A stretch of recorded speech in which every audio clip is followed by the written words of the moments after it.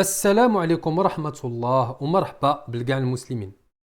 Alors que le Maroc continue à entretenir des bonnes relations avec la plupart des pays dans le monde, on l'a vu avec l'Autriche, on l'a vu avec les sénateurs américains, une information très inquiétante nous est parvenue ces derniers jours. Une information qui nous est parvenue d'experts militaires occidentaux. Cette information est liée à des drones iraniens qui seraient sur le point d'être livrés au Polisario. Cette information n'est pas tombée du ciel, ce n'est pas un hasard. Depuis plusieurs années, la diplomatie marocaine nous alerte sur le risque de la présence de matériel militaire en Afrique du Nord, à quelques milliers de kilomètres de l'Europe, à quelques centaines de kilomètres de villes au Maroc où habitent des sunnites, du Sénégal, du Mali, des pays qui ont besoin de développement, qui ont besoin d'une stabilité. La stabilité qui va empêcher les Maliens, les Sénégalais, les Marocains, les Algériens de traverser la Méditerranée. Au lieu de ça, l'Algérie fait rentrer des drones chiites en Afrique du Nord pour pouvoir menacer la stabilité de la région et menacer l'intégrité territoriale du Maroc. Alors, cette information liée à ces drones qui sont déjà en action en Ukraine, qui sont utilisés par des milices Wagner russes, ces drones iraniens, d'après donc cet expert américain qui a fait une interview sur un journal connu de Boston, soulèvent activement la question auprès des gouvernements occidentaux. L'Iran, aidé par l'Algérie, approvisionne des rebelles terroristes du Polisario qui sont engagés dans des attaques de guérilla contre le Maroc. D'après cet expert, le Maroc a raison d'être inquiet. Mais surtout, l'Europe et le monde doivent eux aussi s'inquiéter de ces drones qui sont une réelle menace pour le futur de la région. On sait que ces drones ont un faible coût, que les Iraniens peuvent en fabriquer et en produire un certain nombre et donc on peut exporter plusieurs dizaines ou centaines par année. Cet expert nous rappelle que ces drones ne peuvent pas faire gagner de guerre mais peuvent causer des dommages assez importants. Les Iraniens, pour rappel, sont les principaux sponsors du terrorisme dans le monde.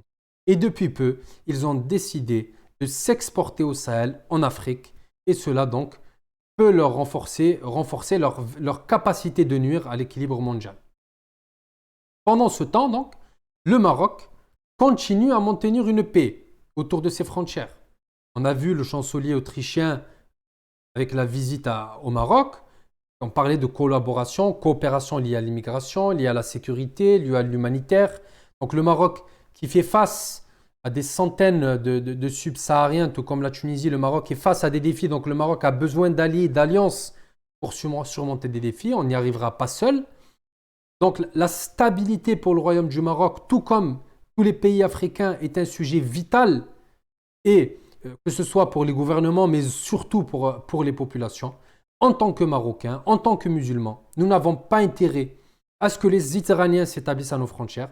Nous n'avons pas intérêt à ce que les Israéliens s'établissent dans nos frontières ou les Américains s'établissent dans nos frontières. Pendant que le Maroc développe ses relations avec l'Europe, comme on l'a vu ces derniers jours avec l'Autriche et la visite des sénateurs américains, l'Algérie donc, fait rentrer des drones iraniens et pousse sa collaboration avec l'Iran chiite, avec le Liban, avec Bachar al-Assad. On a vu l'Algérie défendre vigoureusement le régime syrien, le régime criminel syrien. L'Algérie aurait plus à gagner en visant et en développant sa collaboration avec des pays démocratiques, des pays développés, que ce soit européens, américains ou même asiatiques. L'Algérie est tout comme le Liban, tout comme la Syrie, tout comme l'Iran, des pays anarchiques. D'ailleurs, en faisant un constat sur ces régimes anarchistes, le Liban est en faillite. L'Iran, malgré ses énormes richesses, reste un pays en retard qui maltraite sa population, comme on l'a vu ces derniers mois. L'Iran aurait pu avoir un produit intérieur brut de plus de 1000 milliards, et ça dès les années 90.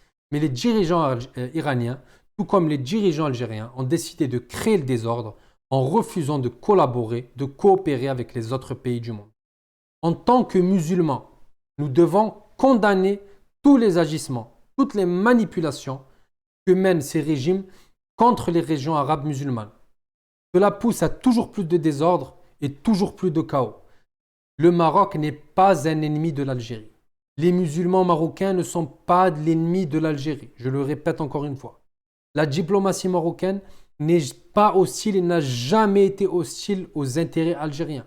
Il n'y a jamais eu de décision marocaine contre les intérêts algériens. Toutes les relations établies par le Maroc avec d'autres pays ne sont suivies que pour des intérêts économiques, financiers et diplomatiques. Et quand je dis diplomatique, je parle de l'intégrité nationale liée au Sahara marocain.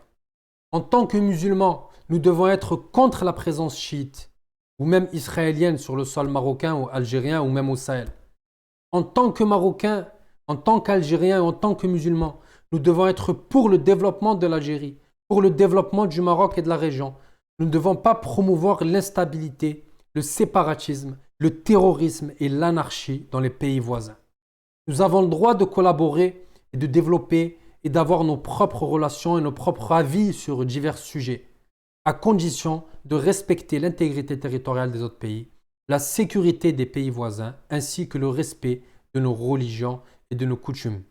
Contrairement aux chiites, qui insultent notre religion depuis des décennies et qui sont l'ennemi et qui resteront l'ennemi des sunnites, car leur objectif premier est de remplacer la religion musulmane par leur religion inventée.